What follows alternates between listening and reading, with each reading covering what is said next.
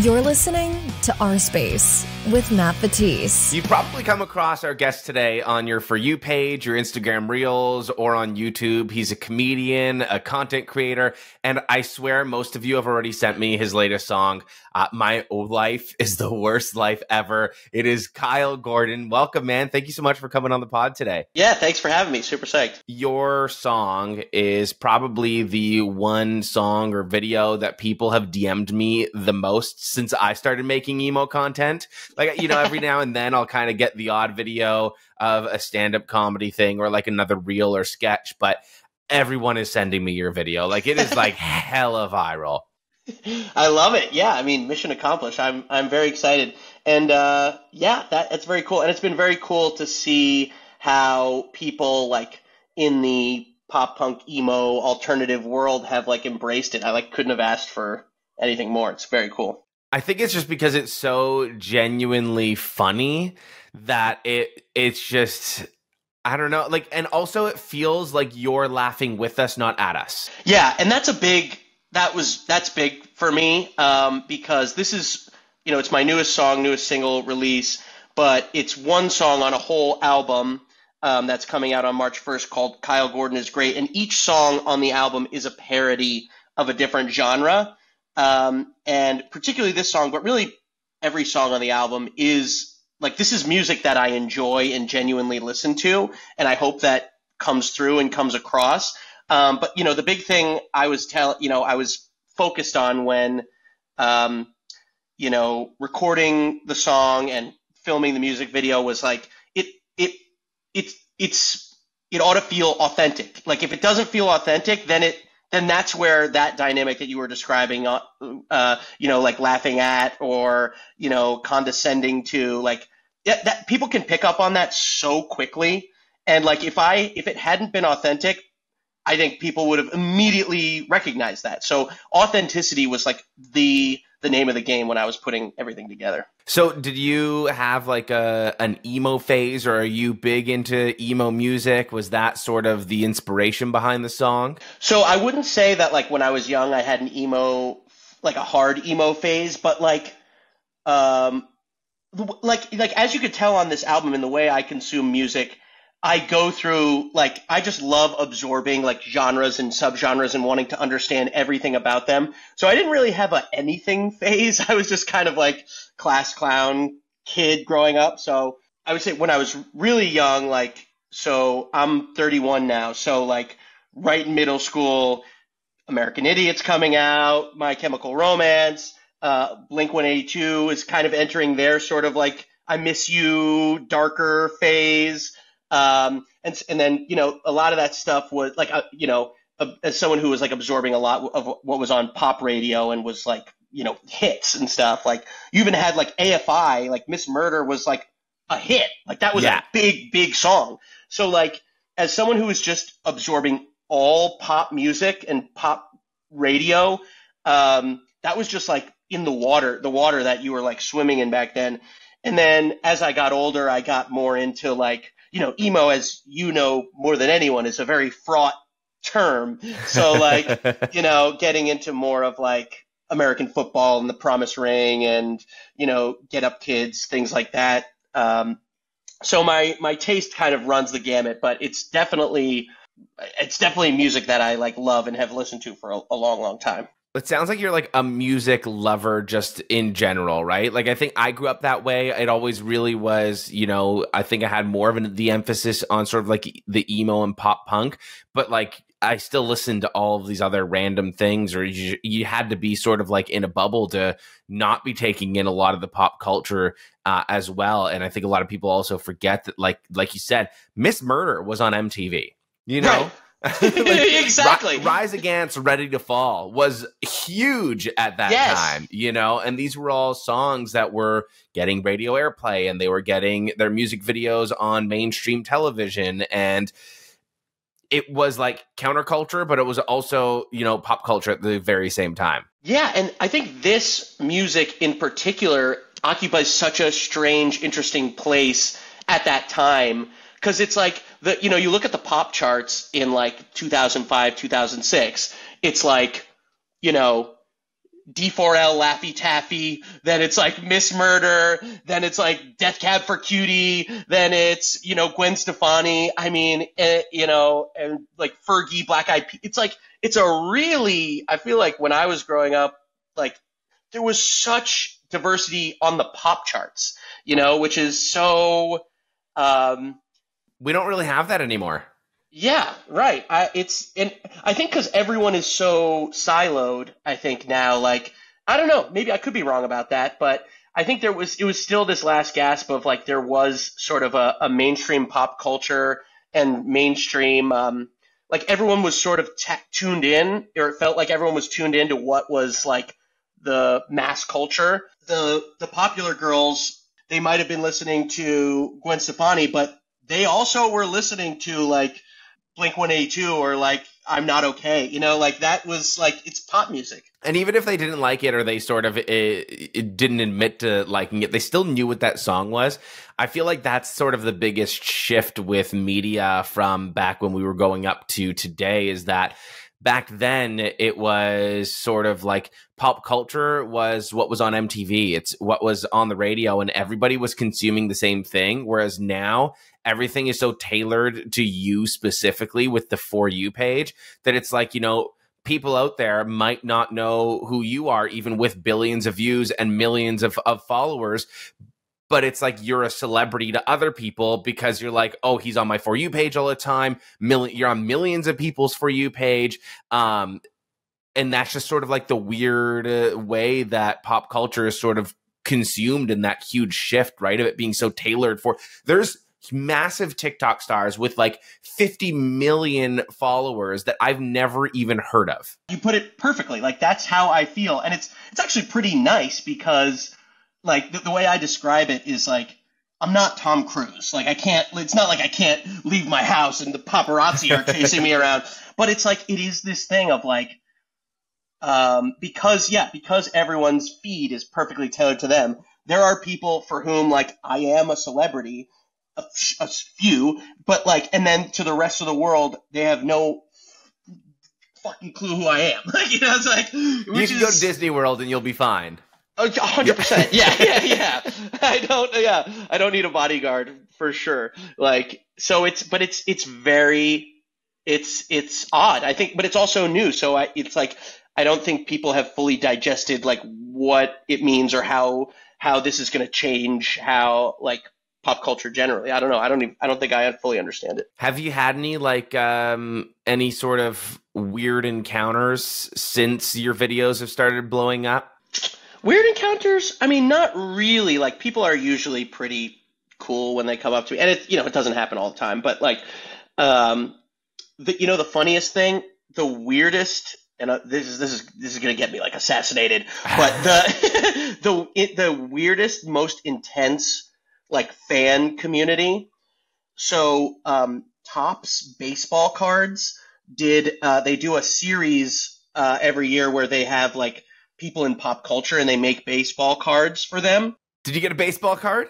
Oh, I got a baseball card, baby. Oh, I love it. So there is a baseball card out there of me, like made by Topps, like the official company. The baseball card fans are the most intense. They like found my parents' address and and like sent the baseball card. They want me to sign. Like they're just insane baseball card collectors. So they like found my parents' address and wanted me to sign this baseball card. One guy, I did a show in Boston. He drove from like 4 hours away to get me to sign these baseball. Didn't even go to the show. He just like knew I was gonna be there, and like these guys are, like, of all the communities, the baseball card community are like insane. That's probably the last community that I would think would have an insane community. Like I've heard of like insane, fans of different artists. Like I feel like Tool fans are crazy. Right. We've seen that with, I think, the Taylor Swift fans as well. Like they can influence multi-million-dollar companies by their outrage, but like Topps baseball card didn't have that on my bingo list. Yeah, they are not messing around at all. Have you had any like really notable encounters besides like weird encounters? Well, yeah, it's been crazy, like over the past few months and years, getting to like, with Planet of the Bass, which was my like song over the summer. I got to perform with the Jonas Brothers, and I did something with Ed Sheeran, and it's all very, very surreal. So yeah, those, talk about bingo card. Like I did not have that on my bingo card. Yeah, so like that I think is up there for like very strange. But like also talk about social media. I mean, it's so easy for anyone to connect with anyone. So it's like making those connections once they saw my stuff and were a fan of my stuff was so easy. It's not like I had to go through like mountains and mountains of like their team, and talk to this person, talk to that person. You just line to their DMs. Literally. That's great. We got to get you to slide into like My Chemical Romance's DMs. Maybe we can get you to open up or do a song with them when we were young or something. You can do your song on set with them. I swear, I was at Emo Night last night actually, and I've had your song stuck in my head, and I don't know if it's also because I was filming a video yesterday for my TikTok using your sound. Oh, word. Been listening to it so many times yesterday that going to Emo Night last night, I was almost like expecting them to play your song. Yeah, it's funny. Yeah, I'm so sorry. I feel like we need to have a petition to get the Emo Nights to be playing your song in there, to just kind of throw it in there and mix it up. Yeah, I would not say no. Yeah, that would be great. Like it is the funny thing though, because like, so the thing about this song also, like, it has those like big spoken word rants, so I could understand how it's like if you're vibing out, it can kind of like take you out of it really suddenly. But the funny thing about this song, and this is the first time I've gotten to talk about this, of all the songs and really comedy bits I've ever done, this is the oldest. So I have been doing, this song I wrote and have been performing since 2015. And this character, there's a video, I could send it to you. It's a different song called I Hate My Stepdad. I wrote that in 2013. And so, like, of everything on the album, of literally any comedy bit I've ever done, this is like maybe the first bit I ever did. And so it's really, and the story of this song, I used to perform it, I moved to New York in 2014 and started doing improv. And then I formed this like pop punk emo parody band, like, because I had already had these songs. And so I did it with a band we were originally called My Dark Little Corner. And then, and we would play shows like, it was a pretty minimal setup with like an acoustic guitar, and my friend was playing those like box drum things, that you sit on. But yeah, there are videos from like 2015, 2016 of me, playing this song. And yeah, I would always play it as part of my live sets, but just me and an acoustic guitar. So it's very strange. It's very cool for me and very strange for a lot of people who knew me, like in the New York comedy scene. Like, oh, I heard that song 6 years ago. Yeah. Like, I saw a YouTube video of you doing it on stage, like just with the acoustic guitar and doing the whole, even like the skit in between the words. And I was like, this is great. Like, I love just how much effort went into sort of putting the song together and then putting together the videos. Like, was that something that you sort of did later on? Was that like making it a bigger production? Like, how did that sort of come to be? So we can start with the music video. I'll give a shout out to Loose Films. They're based in Columbus, Ohio, actually. And they are actually my good friends from college. And so they shot the music video for Planet of the Bass, which is the first song that came out. And then I brought them back for this one because they're just the best. Like, they're so good. And they knew, and they like, I've known them, since college, so they know me and my taste. And so it's like it's like telepathy. Like, they know what I'm into, and they knew that the name of the game for this video was going to be authenticity and precision. Like, even down to like the aspect ratio of the video is like not the like super wide. It's like, more like the MTV style. I feel like I'm watching a video from the 2000s when I watch that video. It's like even the font of like when it pops up on the bottom corner of like the song name, I'm like, oh, okay, I'm watching a video on MTV in 2005 right now. Exactly. Yeah, and they were so like they nailed it. I mean, they're so talented. So yeah, like they crush it, and like having it be like very high. Like I wanted people to feel that. I wanted it to seem like, oh, this could have been a video in 2005. Right, on MTV or MTV2. But then the production. So I recorded the whole album. I went into the studio, started recording. Would have been April, I think, April or May, and pretty much was spent all month. I recorded. So it's funny. So each song on the album is a parody of a different genre. So I have like a 90s Eurodance song. I have a 90s 2000s pop country. I have like a 60s bossa nova song. So it's really all over the map. But this one I was very excited because the producer of my whole album, his name is Jamie Siegel. He's based on Long Island. He got his start. He worked on, I think, like every Taking Back Sunday record. He's worked with Patrick Stump and I'm gonna miss people. He's very enmeshed in this world in like the like Long Island pop punk emo world. And he's worked. I mean, he's also worked with like Lauryn Hill and like a bunch of artists in a ton of different genres, which is why I was excited to work with him. But I knew he was going to like crush it on this song, and he did.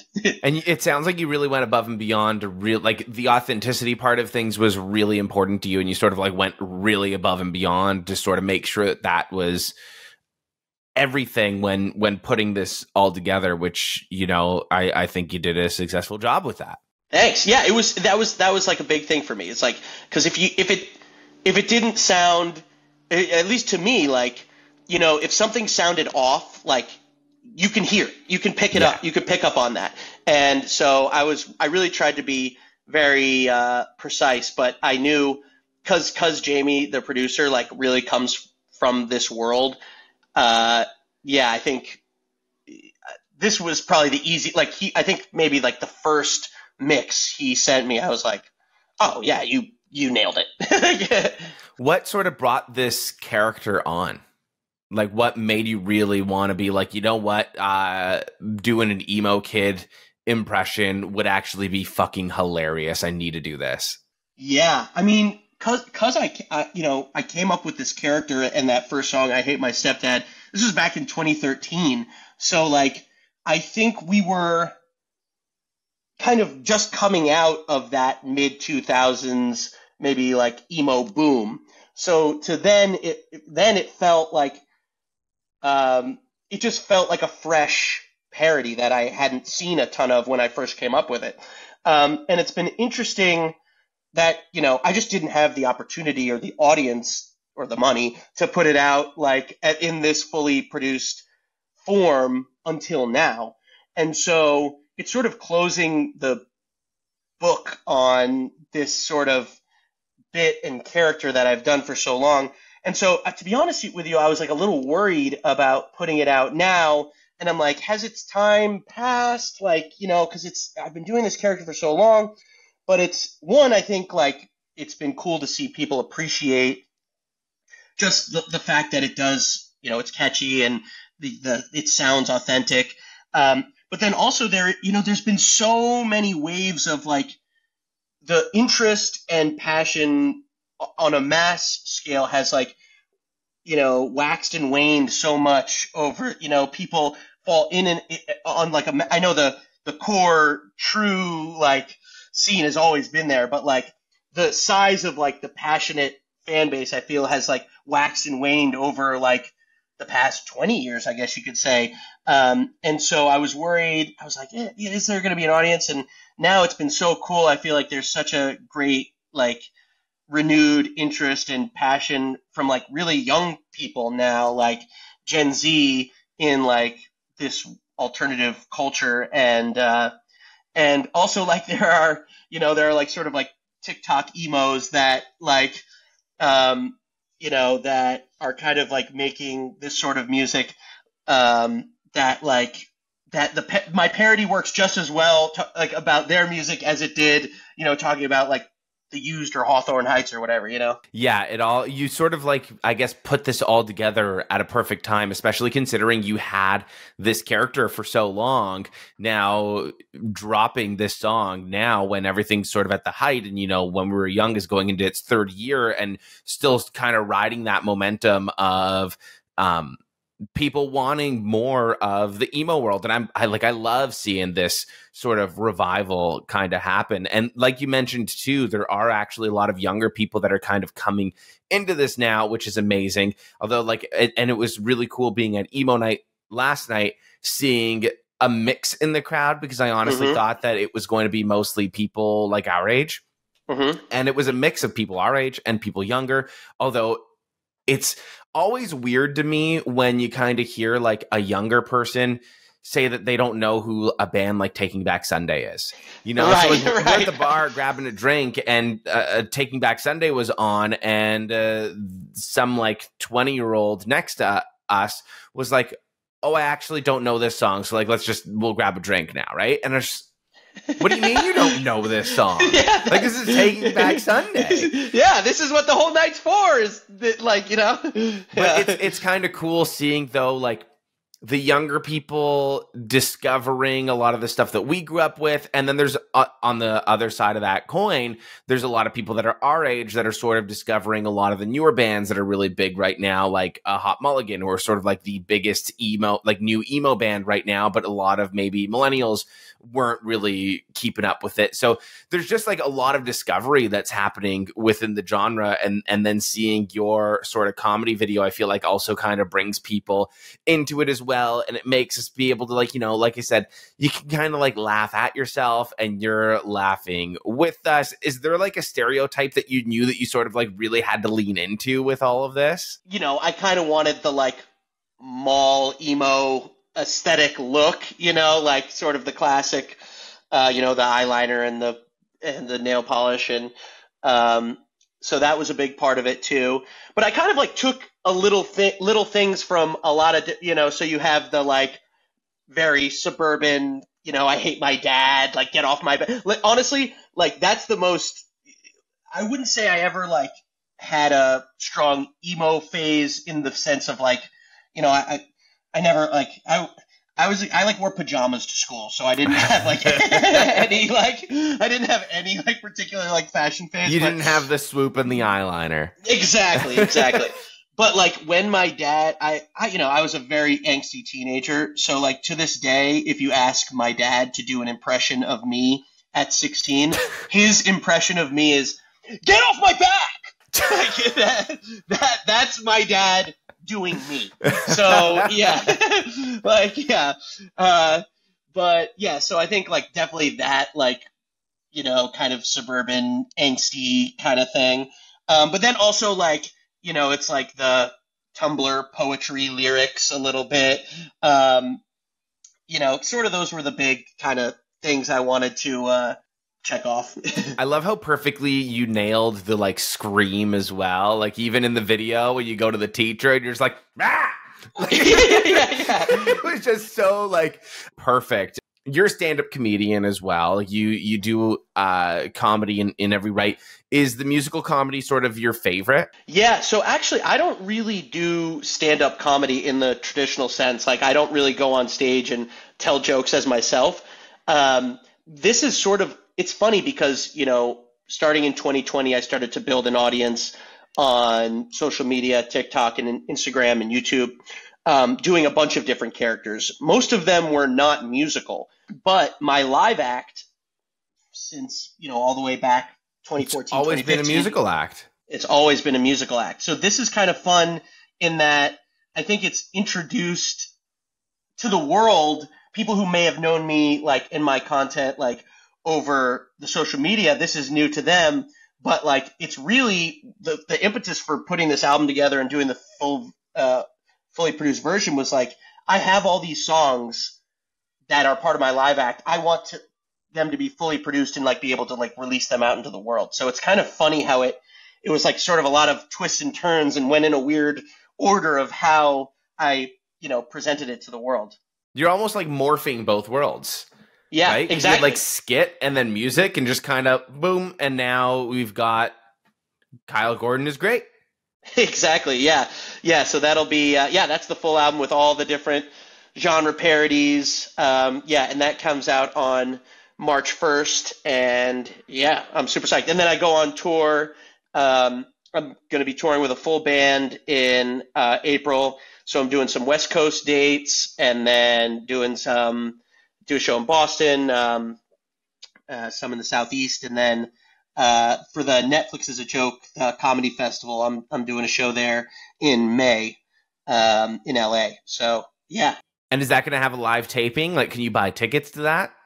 Yeah. Yep. Yeah. So if you any of my social media or on my website KyleGordonIsGreat.com, you can get tickets to that, and also you can listen to this new song, My Life is the Worst Life Ever, and you can pre-save the full album, Kyle Gordon is Great. So, all of those are available for the masses. And for your tour, like, is it going to be more so almost like comedy theaters, or are you doing at like venues where you go and watch a band? Like, is it going to be like the big stage with the big rock and roll band and, mosh pits and all? Exactly. Yeah. And that's new for this. So I've toured in the past and it was more comedy venues, like comedy clubs, and it would just be me and my acoustic guitar. So like doing a version of all these songs, but pretty pared down. But especially now that the record's going to be out, like, I want people, to hear, in my live show, I want it to sound like it does as close as possible to how it does on the record. So, so for this tour, for the first time, it's the first time I'm going to be touring with a band. And it's also the first time I'm going to be playing like proper music venues. So yeah, it'll be fun. It'll be an experience. That's very exciting. Do you have a favorite like character to play? Favorite character to play? Like, I mean, this one is like holds a special place in my heart, just because like I've been doing it for so long and it's really fun. I like doing British characters because I do a lot. I have a lot of videos where I sort of, because I actually grew up like being obsessed with like everything British. So like, this is a funny thing too. I like to, taking the piss is a British phrase that I think we should incorporate more in the U.S. And I think I detect a Canadian accent. So like in North America, like.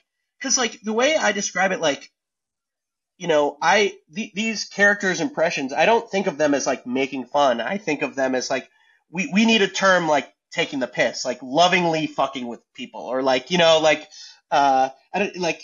The Brits have the best sort of, like, expressions in slang. Like, I love watching British TV shows and just sort of, like, you can pick up on what they're saying in the slang really easily. And you're just kind of like... Why don't we say that here? Like if we said that here, something like taking the piss over here, people would look at you like you're nuts. Right. Yeah. It's not but it's like, it's such a good phrase to describe like what I do, I think. Like, if I do like a emo parody, like, you're taking the piss. I'm just taking the piss. Yeah, exactly. Exactly. It's like, it's not that serious, I'm just taking the piss. Exactly.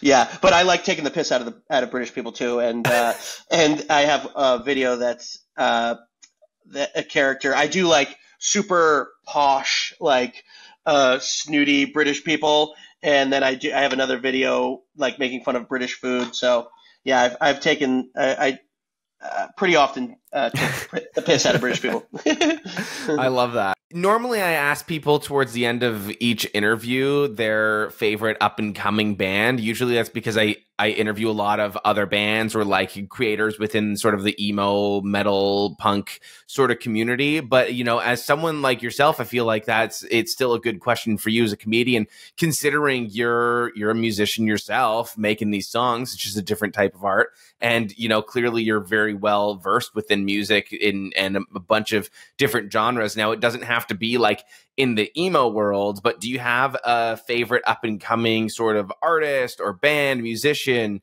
anybody that you love that you think deserves more praise for what they're doing right now?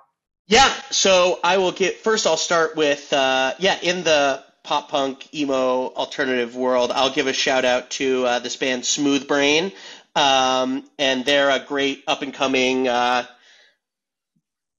in this world, and they sound really amazing, and they actually, I put one of their songs, I put like an official, for each of my songs, it's been really fun.